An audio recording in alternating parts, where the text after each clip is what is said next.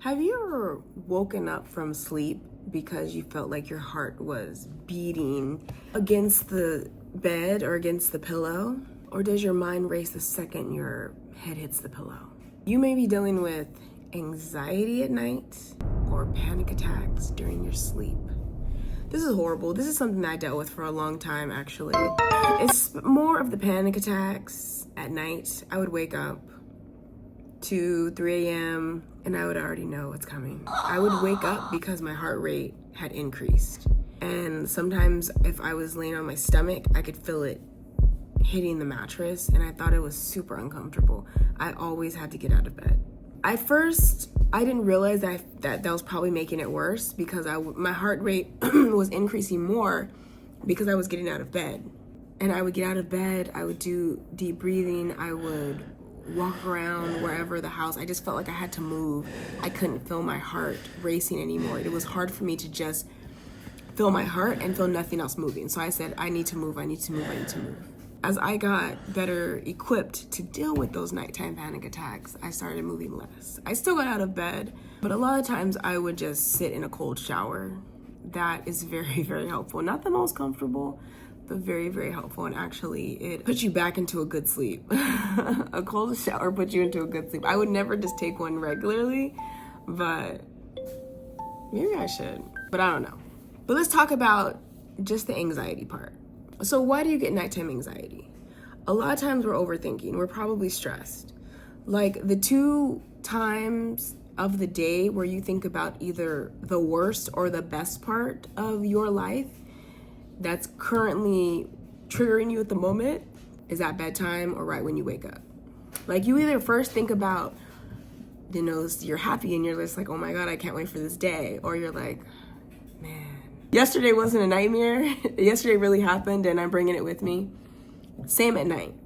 But a lot of times at night, since we've had an active day, like we may lay there and just think and not be able to fall asleep. So let's talk about, stopping some of that if you deal with that. Because life happens. You're going to have life. And sometimes you're not going to sleep well. But let's talk about ways to hopefully increase you sleeping well and decreasing that anxiety. If you're dealing with something, some kind of stress or something, you may feel your heart rate go up. Your body may feel tense. You'll just lay there, toss and turn, and you can't get comfortable. And you'll just sit there and overthink. So one of the ways we can decrease that is to be on a schedule. Because our body likes schedules and it allows us to fall asleep. If you start falling asleep or trying to fall asleep at a certain time every night, your body will start trying to fall asleep at that time. If you ever stay up till 2 a.m., a couple nights in a row, it's always hard to go to sleep that third night. It's the same way. So have a routine set, no blue light, no TV, no phone, maybe 30 minutes to an hour before bed, read a book. I like to keep a noise machine on, but because also I have children, so I'm used to having a noise machine, because the ambient sounds make kids sleep. It also really helps adults sleep. So, if you've never tried calming music, lullabies, nature sounds, that can be very, very relaxing. You can journal, Journal's a great way also when you have built up tension from overthinking. Overthink into a journal. Get it out of your mind and put it on paper. It allows you to judge yourself less. And sometimes it'll be like therapy. Like when you're done writing it out, you kind of feel like you talked to a therapist. Along with a wind down routine, there are many things that can keep you. There are many relaxing techniques that you could try. The first one of my all-time fave is breathing. Breathing is very helpful. Breathing and count some sheep, amazing. Nothing too strenuous, just do some deep breathing. We help to turn on our parasympathetic nervous system, which is our rest and digest system, as well as help to calm our mind and slow down our heart rate.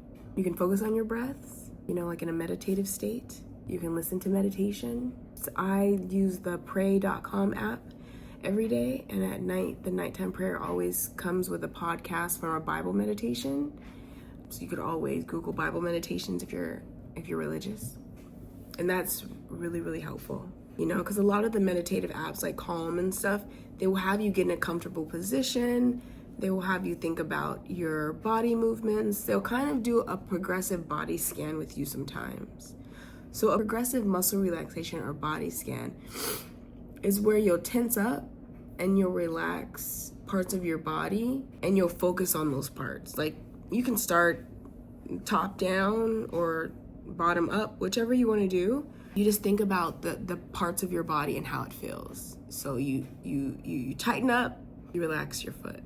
I mean, you kind of have to relax your whole leg too, but and you just go up. Your foot, maybe your calves, your thighs, your abdominals, your arms, your chest, your back. And you focus. You focus on how each part feels, and that can help you to relax. It's one of those mindful exercises that kind of keeps your mind from what you were originally thinking about that was bothering you and kind of calms the overthinking. So think about your environment when you go to sleep. So sleep hygiene and even feng shui is helpful for sleep.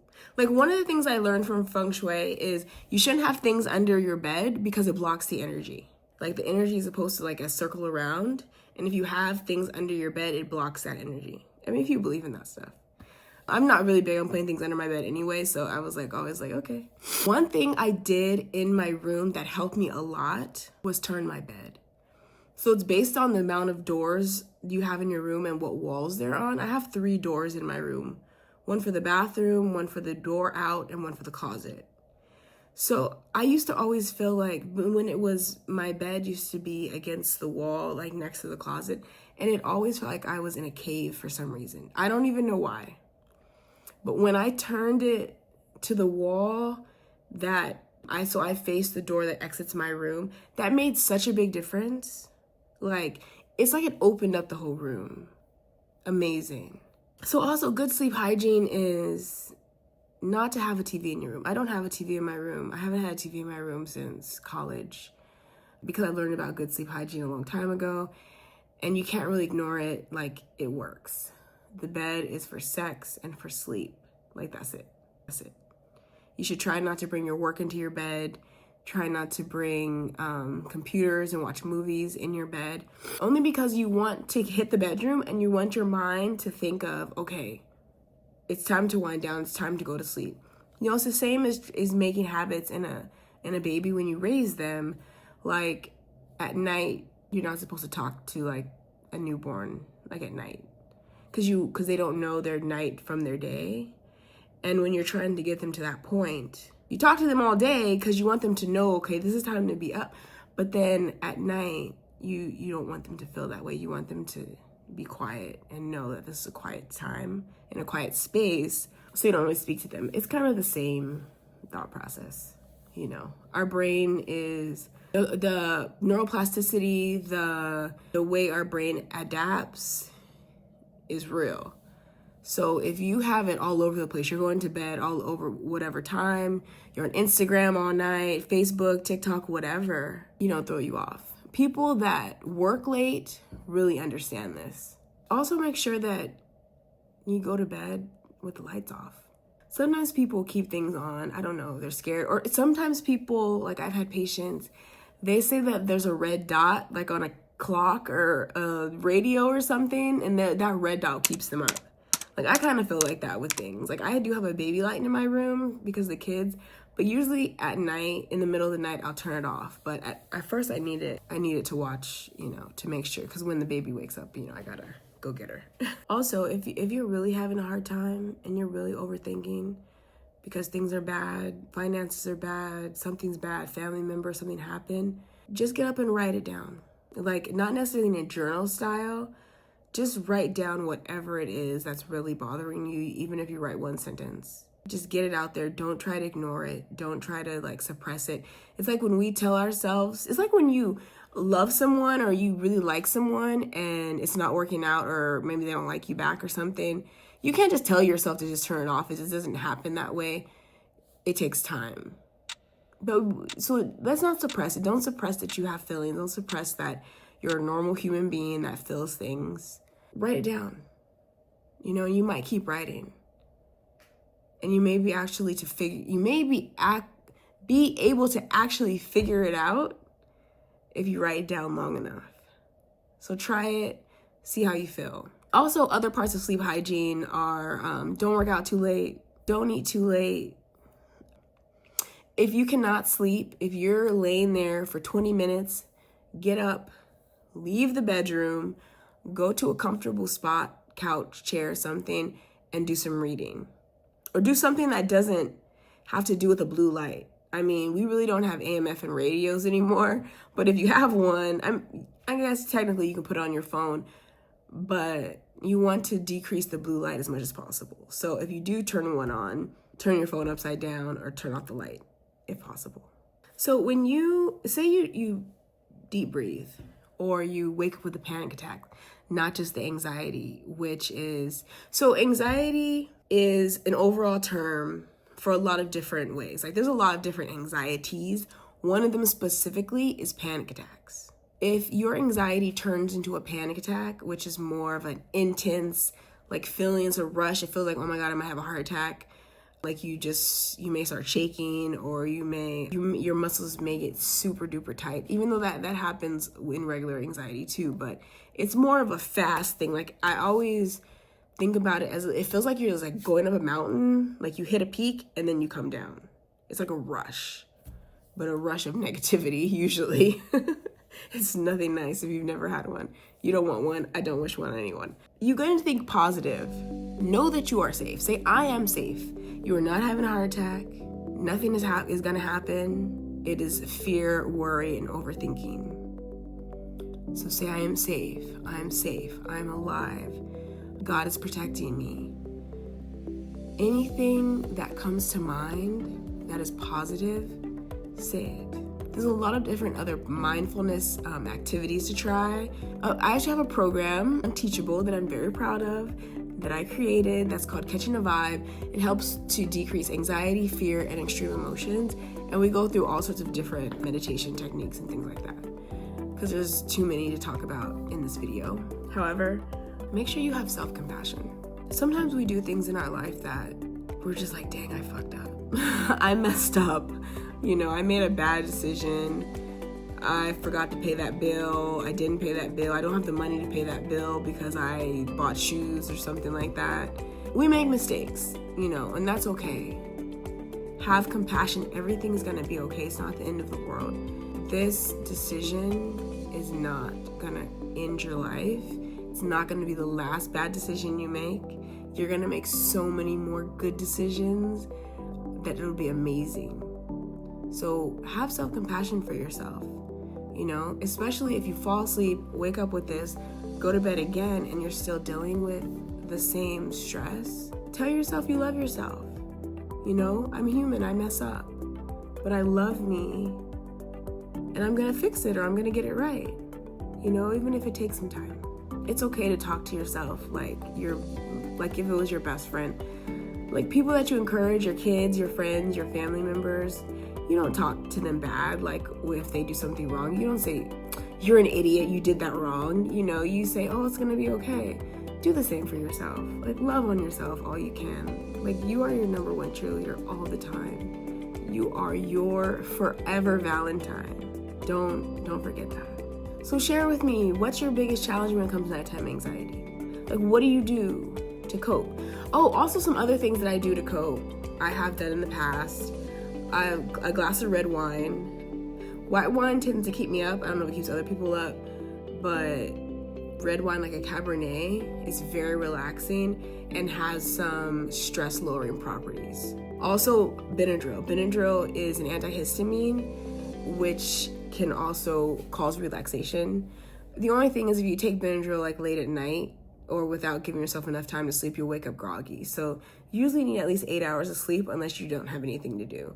Like sometimes if it was like a Friday and I had a panic attack Friday night and I woke up and I took a Benadryl, I didn't have anything to do much on Saturday, so it's okay. I mean, you're not you can do stuff. You're not incapacitated, you're just groggy.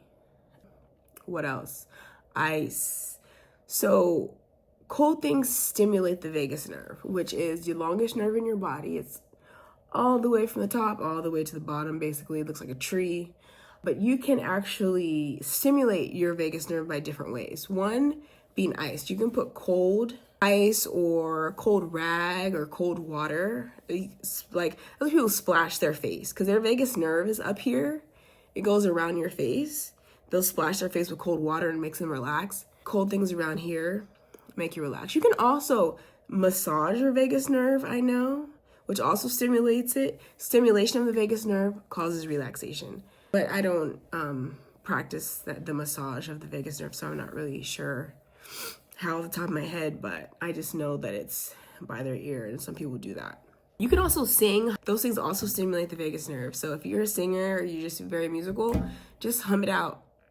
You know, that's very, very helpful. Music is super healing. So please let me know if you have any questions about nighttime anxiety. This is something that I know a lot about, especially the panic attack part, because I dealt with it for years. I haven't had a nighttime panic attack in a long time now, but mostly because I've had my anxiety under control for the last 4 years. And I really, and so, but it's an everyday work for me. Like, I always have to make sure that no matter what happens, I calm myself down, because I know what it'll turn into if I don't. And I feel like everyone can get to this point. It might take some longer than others, but you can get to this point.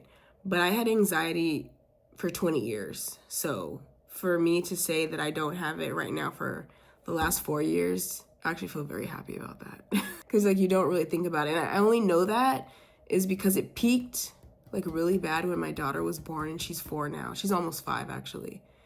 But that was a rough time for me. That was COVID. So yeah, subscribe, like, follow. I'm a confidence over anxiety coach. I'm also a clinical psychiatric pharmacist, a mom. I love to work out, all those things. Yeah. Oh, also, I have a free community on Facebook. It's called She's Confident Elite, where I get together women so we can support ourselves. We'll support each other in being confident and loving ourselves and just increasing our positivity in order to advance ourselves in the job or career market. So with that, I bid adieu, au revoir, goodbye. Have a great day, night.